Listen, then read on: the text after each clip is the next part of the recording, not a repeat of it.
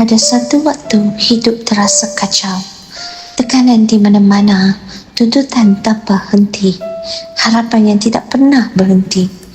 Seperti satu perlumbaan yang memaksa kita terus berlari, terus membuktikan, terus bertahan.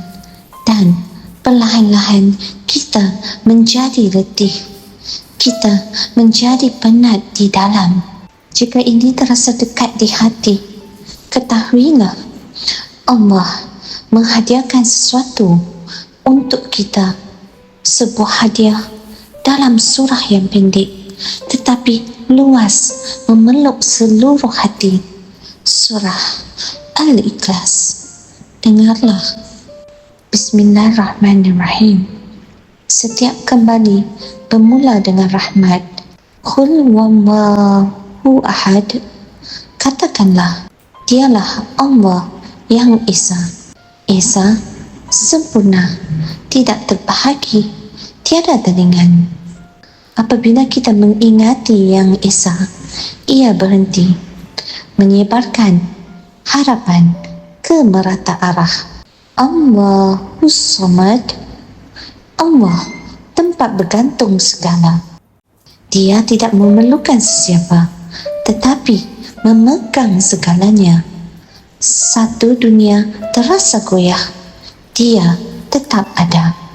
Di sinilah hati akhirnya berehat. Lam yalid wa lam yulad.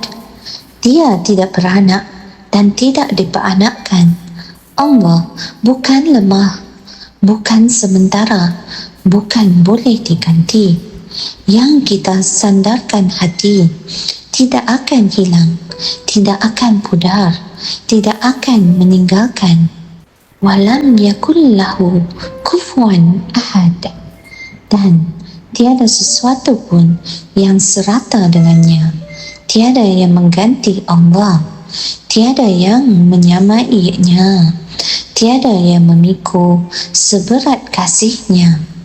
Surah ini mengingatkan kita siapa Allah sebenarnya, keesaannya, kesempurnaannya, keagungannya yang tiada tandingan.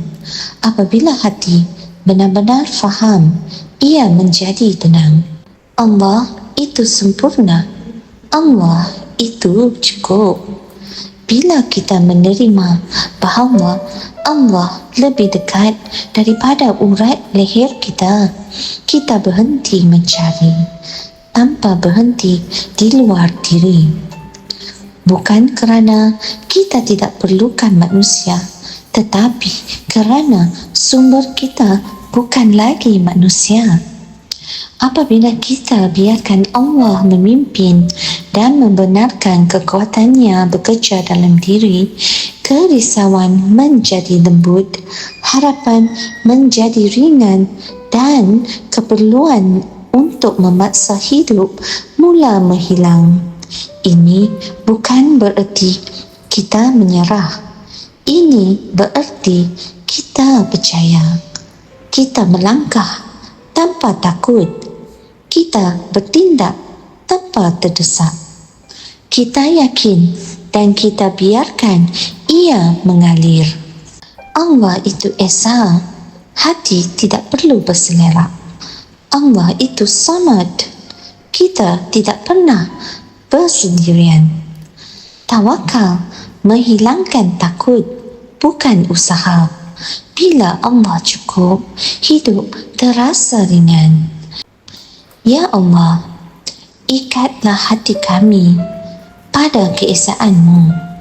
Bebaskan kami daripada penggantung yang rapuh dan jadikan Engkau cukup untuk kami dalam setiap musim kehidupan.